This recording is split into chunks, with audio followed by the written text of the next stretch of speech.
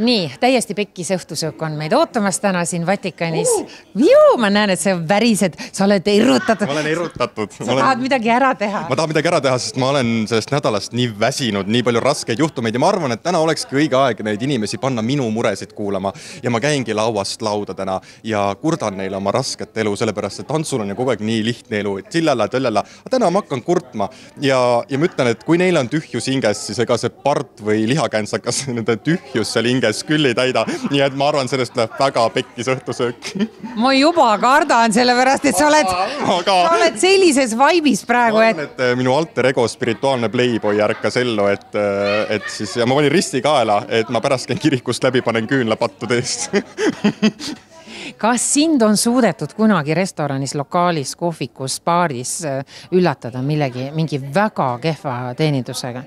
Jaa, neid Tallinnas neid kohti on olnud mitmeid, aga ükskord ma näiteks ütlesin ühes kohas, et vabandust, see laud on täiesti räpane, et kui te ei saa selle puhastamise hakkama, et ma olen ikkagi koristuse väljaõppe läbinud, et võtsin ise lappi, pühkisin ära ja sõime edasi, et selles mõttes, et Eestis ei tasu nüüd loota väga head teenindust, ainult võib-olla kallimates kohtades, sellepärast, et kes see viitsib sul head nägu teha virisevate klientidega, kui sa saad palka vähe ja tippiga enam jäeta, sest kõik makstakse pangakaardiga. Ehk siis mina saan täiesti inimlikult aru nendest inimestest, kes 12 tundi võib-olla jalge peal peavad olema.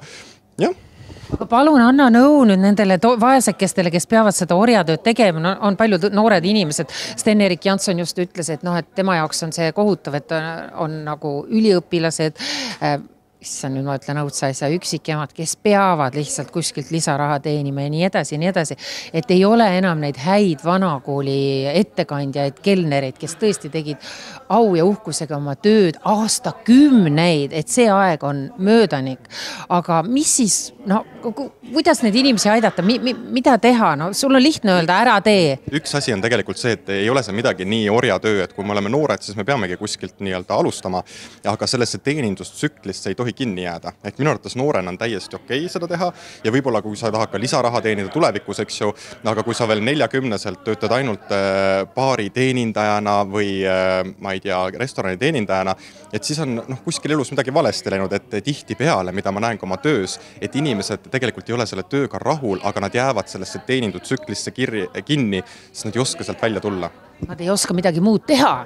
Nad ei oskagi midagi muud teha, ja neil ei ole ka, tihtipeale ongi see lõks, vaata, me oleme vaene ühiskond, et me jäämegi lõksu, sellesse lõksu, et me peame 12 tundi olema päeval tööl ja siis, kui see vaba hetk on, siis ma vaesekene ju puhkan oma jalgu sellest ramburaist, mida ma olen eelnevad päevad teinud, ehk siis natukene võib-olla kui me täna teeme selle sita teenind või eriti, ma ei tea, eriti pekkis õhtusöök. Kuidas seda kutsuda võib, aga kui me teeme selle ära, siis ma arvan, et nii halba teenindust nad Tallinnas kuskil enam ei leia ja see tõstab kõikide teenindajate aktsiad üles, nii et me teeme tegelikult heategevust, mitte ainult rahalises mõttes, vaid me tõstame ka kõikide teenindusinimeste kvaliteeti tänu sellele, sest sellist see latt on nii kõrgel pärast tänast. Ja juba teenindajad on kõik kohal, nagu nad näed, ja mida nad teevad, rõvetsevad, naeravad, joovad ja ei ole mitte ükski laud kaetud.